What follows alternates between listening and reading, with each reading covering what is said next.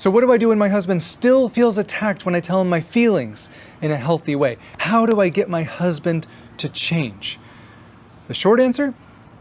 You can't. Let's close in prayer. Dear Lord, why? Listen, he's in charge of his own actions and reactions. He makes choices just like you do that affect your relationship in either a positive or a negative way. Now, of course, there are things that we can all do to set us up for the best chance at healthy communication and healthy conflict resolution and repair and reconnection after a hurt or a tear in the bond. But whether he accepts accountability or receives the opportunity to make things better instead of worse is completely his decision. But here's how you know if you're on a path towards individual self-reflection and emotional maturity. I made the mistake of making a video where I specifically told wives not to use blame or criticism in their communication with their husbands because it simply doesn't help anything. Boy, was that well received. Got about 200 angry women in the comments telling me how she doesn't need to do anything different. He does.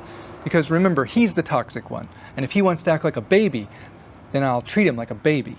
Okay, great talk. And this is a great example of the pursuer-distancer or anxious-avoidant attachment styles. One person feels hurt and tries to reconnect through closeness and communication, which is great, but they often don't have the tools to do so, so they end up doing it with blame or shame or criticism, which causes the avoidant to do what? Right, they distance themselves even further. They feel attacked. They feel like you're calling them a failure, so they defend and make excuses. Now the anxious person feels more hurt and more invalidated and more unheard. Their needs for closeness still aren't being met, so they get louder and more critical and build up more resentment and get passive aggressive and blow up over something small and unrelated and lash out at them. You don't care. You never do this, you always do that. And the avoidant responds with kindness and empathy and repairs the hurt. And the reason you're laughing is because that never happens, does it? No, they're blindsided. They have no idea what's going on. And part of the problem with me not having self-awareness was that I wasn't aware of what was happening in my relationship.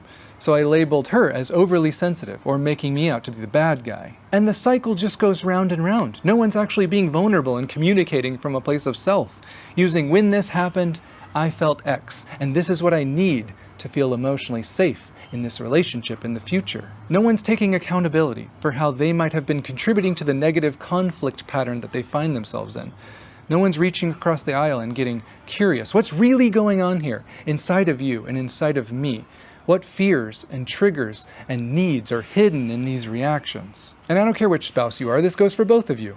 If you aren't doing everything on your side of the street to give your relationship the best chance at success, then you aren't moving towards health or growth or maturity, and you might be guilty of the same things they are, just in a different way.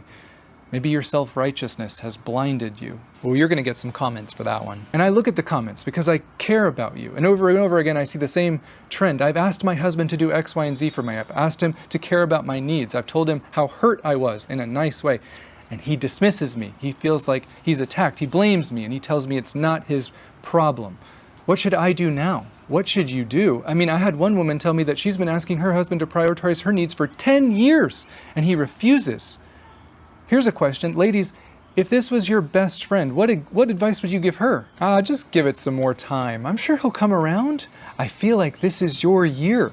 Just stay in that relationship where you feel neglected and abandoned. No, of course not. But we have to be careful here because it's way easier to point the finger at them. The immature person blames them for the situations that we find ourselves in. The immature person says, I don't need to change anything because they're the problem, right? So I figured out the problem here. It's you. The mature person assesses the whole situation. What did I do, if anything, to contribute to this dynamic? That's not saying, how are you responsible for being neglected? Don't hear me say that. You're never responsible for neglect or abuse. But the mature person asks, am I doing everything to place myself in environments where connection and growth and closeness are even possible? I mean, have you ever asked that? Is closeness and emotional connection possible with your current partner? The mature person asks, why am I in a relationship with someone who neglects me? And that triggers a lot of people, and they deflect. Oh, so it's all my fault now. Everything's my responsibility in this relationship. Isn't it funny how when you feel like you're being attacked, it's justified, but when your husband feels that way, well, he's toxic. I'm not saying he's right. I'm just saying he feels as right as you do right now.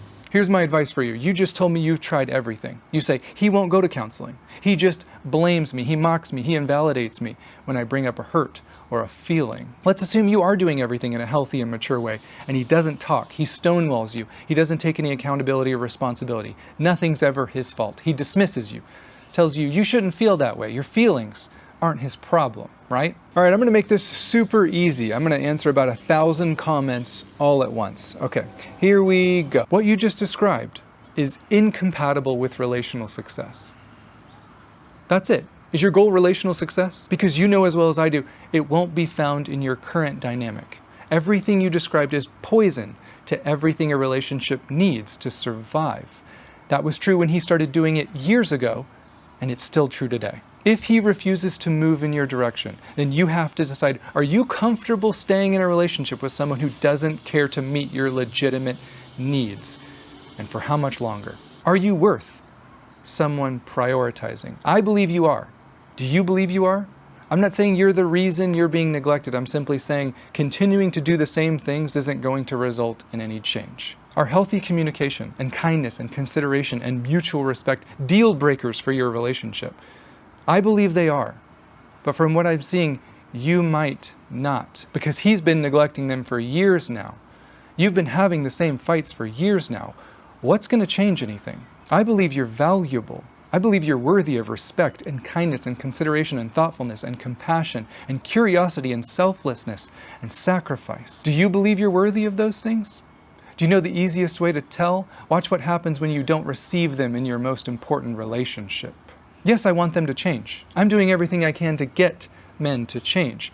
But you teach people how to treat you. And I hear the desperation and hopelessness and anger and fear in your comments. But sometimes I also hear the immaturity. I hear some shame. See, guilt says I did something bad, but shame says I'm bad. Do you know why people in dating relationships allow their partner to neglect them? Because deep down they don't believe they're worth prioritizing. Am I saying this is all your fault? Absolutely not. I'm saying it takes two for a relationship to work. 1, 2. It takes 2 for a relationship to work. Trust isn't built when only one person is emotionally reliable. Connection isn't built when only one person feels connected. Closeness isn't felt when someone consistently hurts you. Intimacy will never happen when neglect is chronic or unrepaired. It's like rowing a canoe on one side. Even if you're doing the healthy, mature things that you need to do, it's still going to go nowhere. How do you get him to row? You ask him to pick up the paddle. And when he doesn't, you have to decide, are you okay with a relationship going nowhere? Because your relationship has a direction. All of ours do. You can do your part to give it the best chance at going forward by picking up your paddle through self-awareness and emotional maturity and selflessness. But you can't row for the other half of this marriage. At the end of the day, you know this. You don't have a relationship with him. Do you know what they call it when there's a relationship where one person gives and the other person only takes? A parasite. That's essentially what you're expressing in these comments. So I'm in a relationship with a parasite. How can I turn him into a selfless giver? Only counseling will help that, because you're worthy to be prioritized. You are valuable. You aren't needy for needing healthy communication and conflict resolution and for your desires to be acknowledged and prioritized to feel close to someone. That doesn't make you needy, that makes you human. And it's the bare minimum of what any healthy relationship requires. Your anger is telling you something. It's the part of you that cares about you. It's saying, this isn't okay.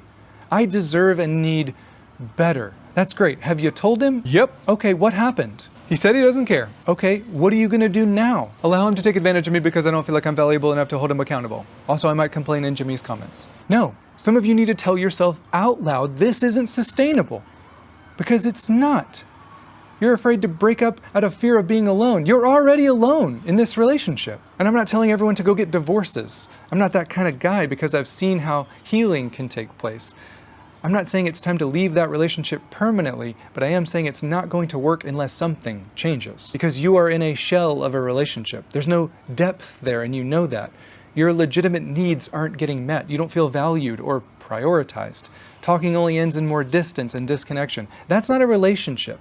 And it's not sustainable. And you need to admit that out loud to him. I can't stay in a relationship where I don't feel valued, where my needs for closeness or emotional safety are being neglected. And whether you're doing it unintentionally or not doesn't matter at this point. And then you tell him, so are you leaving or are we going to counseling together? Because I love you and I'm willing to fight for this thing. Not fight with you anymore, but fight for us. But I'm not going to fight alone.